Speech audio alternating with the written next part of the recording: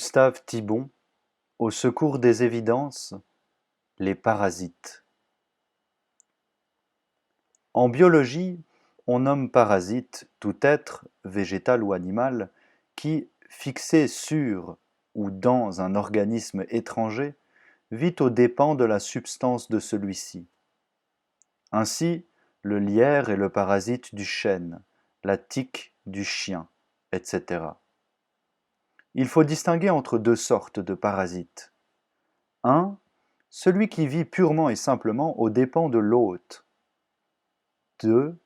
Celui qui, non seulement détourne en sa faveur une partie du potentiel énergétique de son hôte, mais entrave, soit par une activité intempestive, soit par des sécrétions nocives, le fonctionnement normal de l'organisme sur lequel il vit.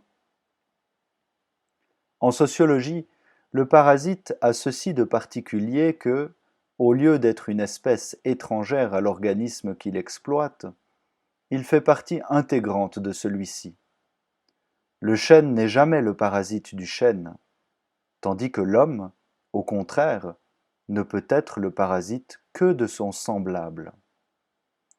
Mais la même distinction entre le parasite inoffensif et le parasite nocif s'applique à lui. Dans la première catégorie, il faut ranger les anormaux, les handicapés, les paresseux pathologiques, qui sont entretenus par la société sans faire œuvre utile, mais qui, du moins, ne perturbent pas l'activité de ceux qui travaillent. Dans la seconde, prennent place tous ceux que la société entretient, non pour ne rien faire, mais pour désorganiser, par leurs interventions, le travail des autres. Ceux-là, non contents de ne servir à rien, rendent encore de mauvais services. Le nombre et la virulence de ces parasites croissent en fonction de la complexité et de la centralisation des sociétés. L'étatisme, dégénérescence hypertrophique de cet organe essentiel qu'est le pouvoir politique, est la condition idéale de leur pullulement. Notons d'abord que les cellules parasitaires du corps social ne sont pas initialement vouées à ce rôle néfaste. Elles correspondent, au contraire, à des fonctions normales, et c'est uniquement par leur prolifération abusive, sans rapport avec les services réels qu'elles ont à rendre, qu'elles deviennent nuisibles. De même, les cellules graisseuses sont a priori indispensables à l'équilibre du corps, mais si elles se multiplient sans mesure, elles troublent le fonctionnement normal des organes.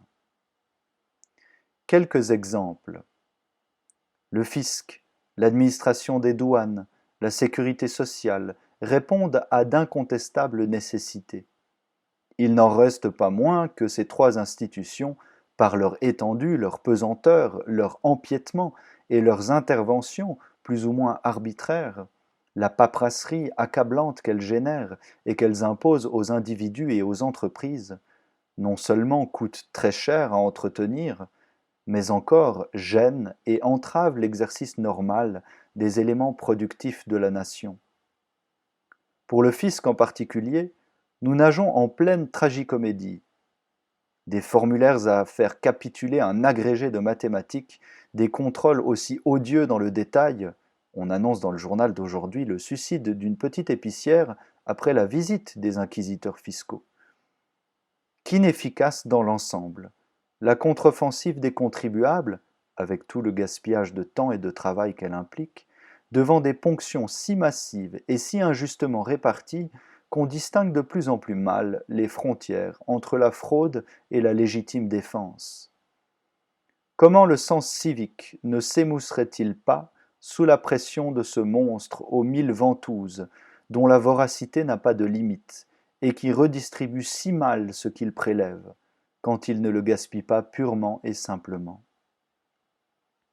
Ce parasitisme à la seconde puissance est la plaie de l'économie contemporaine. Une assistance accrue et plus équitable aux membres non productifs de la collectivité, malades, vieillards, handicapés physiques ou mentaux, etc., ne consommerait en comparaison qu'une part dérisoire des ressources nationales. J'entends encore tel haut personnage d'une organisation internationale m'avouer dans un accès presque nauséeux de sincérité: Mais, monsieur, si les contribuables savaient l'inanité de nos travaux, rapports inopérants, projets avortés, vaines statistiques, etc., et les sommes ainsi englouties en pure perte, ils déclencheraient des émeutes. D'où, comme nous l'avons 100 fois répété, la nécessité et l'urgence d'une refonte des structures qui purgerait l'État de l'étatisme. Cette excroissance pathologique qui bouleverse l'activité des citoyens et le paralyse lui-même, pour le rendre à ses vraies fonctions, celles de guide, de justicier et d'arbitre.